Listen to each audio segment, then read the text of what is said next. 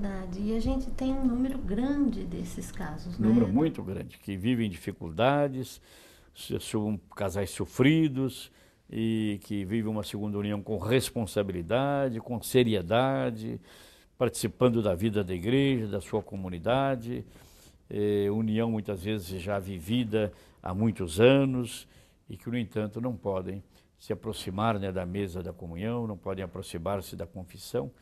Então a igreja tem que examinar caso por caso e encontrar uma resposta pastoral para esses casos também. Não que a igreja esteja mudando a sua doutrina sobre o matrimônio, ou mudando a sua moral. Não, a igreja não está mudando. Não se está, não, no sínodo não se discutiu e nem vai se discutir a insolubilidade do matrimônio. Não vai mudar a doutrina da igreja sobre a moral, sobre o matrimônio, mas a igreja vai procurar e está procurando uma resposta pastoral a esses casos difíceis e especiais que cada vez aumentam mais hoje no mundo, na sociedade, mas que querem viver em comunhão com a igreja, querem viver com responsabilidade, com seriedade, esta sua segunda união.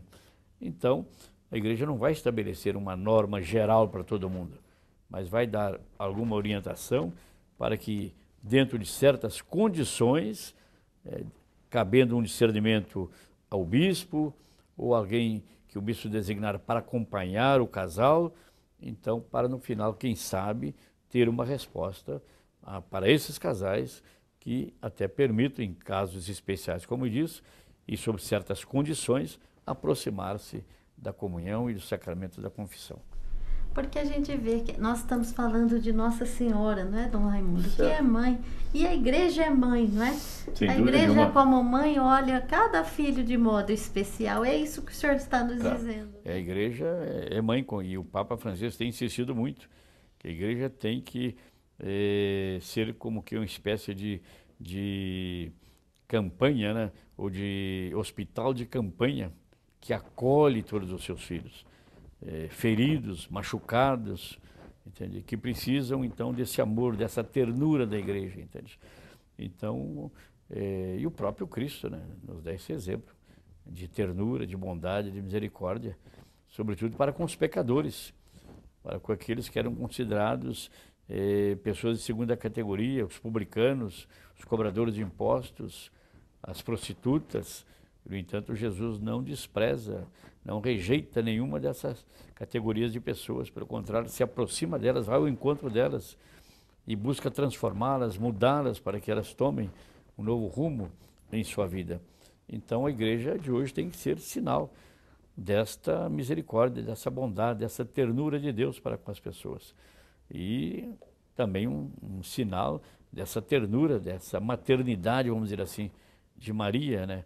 E dessa maternidade da igreja para com as pessoas, que se traduz nesse amor, nesse carinho, nessa compreensão, nessa misericórdia, nessa acolhida de todas as pessoas, sem nenhuma discriminação. Acho que isso é muito importante. Nós, como diz Santo Agostinho, nós não apoiamos o pecado, entende? Evidentemente, mas não podemos rejeitar o pecador, entende? Sempre temos que acolher as pessoas indistintamente, independente da condição em que ela se encontra.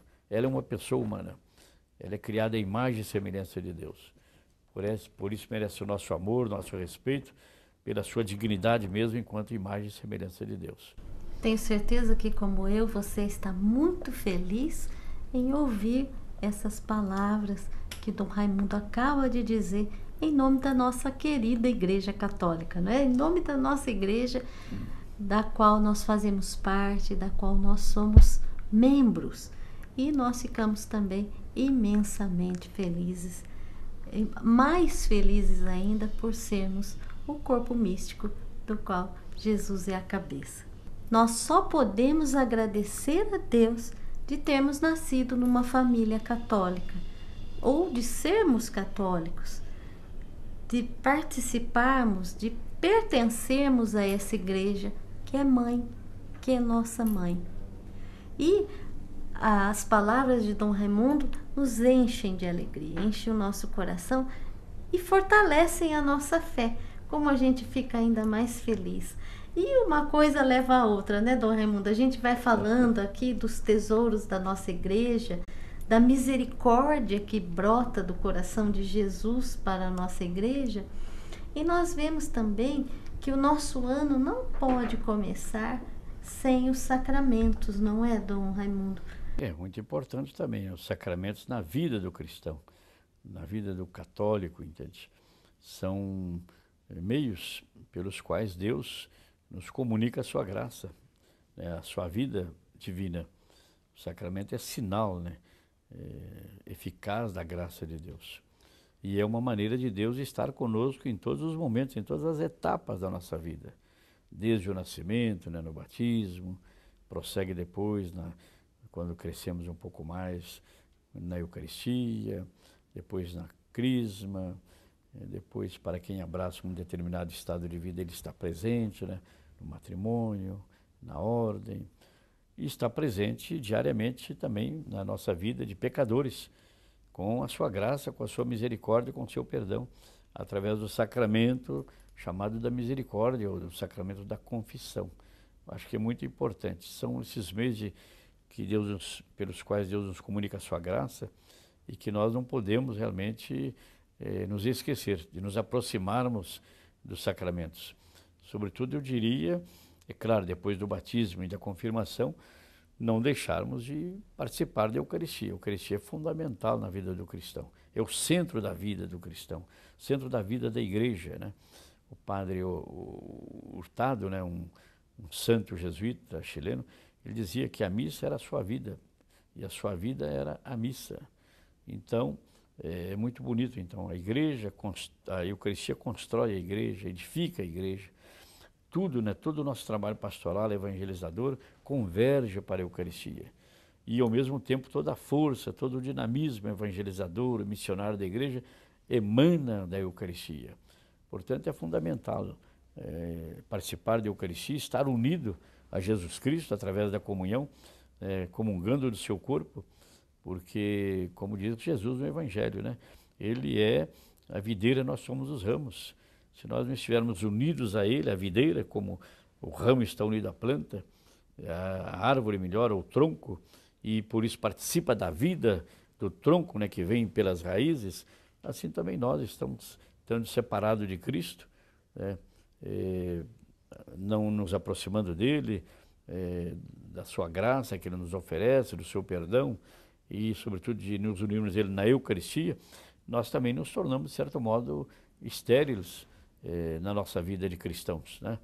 E no caso da confissão ou do sacramento da misericórdia é fundamental. Todos nós somos pecadores, todos nós falhamos uma hora ou outra, pecamos, nos afastamos de Deus, né?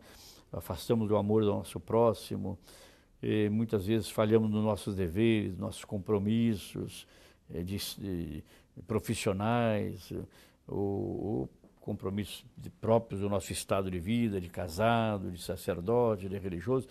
Então, onde encontrar o perdão, onde encontrar a misericórdia, onde recuperar, digamos, a amizade, a graça com Deus? É através do sacramento da confissão, que vai também além de perdoar nossos pecados, né, nos restabelecer na amizade, na graça de Deus, vai também nos dar força. É como uma vitamina que vai nos dar força para vencer o mal, para vencer o pecado da nossa vida e poder praticar o bem também. Então, isso acho que é fundamental.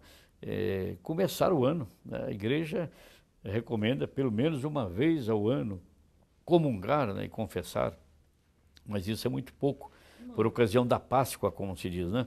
Mas isso é do tempo pascal, mas isso é muito pouco. Nós necessitamos cada vez mais da misericórdia, do perdão de Deus. Como diz o Papa, Deus não se cansa de perdoar. Nós é que nos cansamos, muitas vezes, de pedir perdão. Então, isso eu acho que é muito bonito. Então, Deus está sempre com os braços abertos para nos acolher, para nos receber no sacramento, né, da penitência, da confissão. Não é como diz o Papa também, não é uma câmara de tortura, entende? Onde a pessoa vai ali para se confessar e para sofrer, para receber recriminações do padre, censura, castigo, como se fosse uma câmara de tortura. Ele usa essa expressão que é muito forte. Ainda pensa não, pelo contrário, é um lugar de libertação, é um lugar para encontrar a paz, a alegria, a paz do coração, porque Ninguém pode perdoar nossos pecados, a não ser Deus. E Deus usa o sacerdote para isso, para nos perdoar nossos pecados. O psicólogo, o psicanalista, o psiquiatra pode nos ajudar, evidentemente, na nossa vida. E são importantes, é claro. Mas nenhum deles pode nos dizer os teus pecados estão perdoados. Nenhum médico, nenhuma pessoa, a não ser o sacerdote. E só ele pode nos dizer, vai em paz, teus pecados estão perdoados. Você está reconciliado com Deus, entende?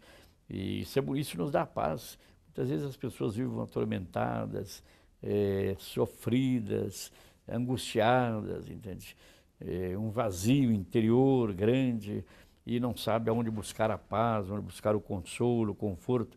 Muitas vezes é falta de se aproximar de um sacerdote e até de confessar-se. Mesmo que às vezes não tenha pecado, mas vai receber uma direção, uma orientação na sua vida através do sacerdote. Essas palavras são importantíssimas para a nossa vida. E também fica aqui uma lição para nós. Não vamos protelar, não vamos deixar para amanhã. Amanhã eu me confesso, amanhã eu me confesso. E assim o ano passa.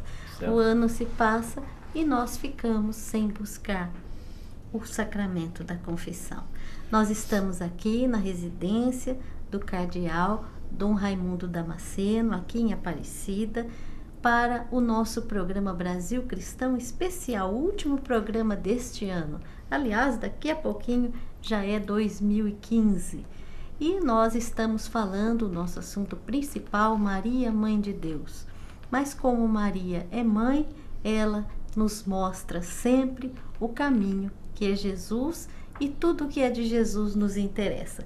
Dom Raimundo está falando palavras sábias e nos ensinando. Nós vamos para um pequeno intervalo e já voltamos com o seu programa Brasil Cristão. Até já!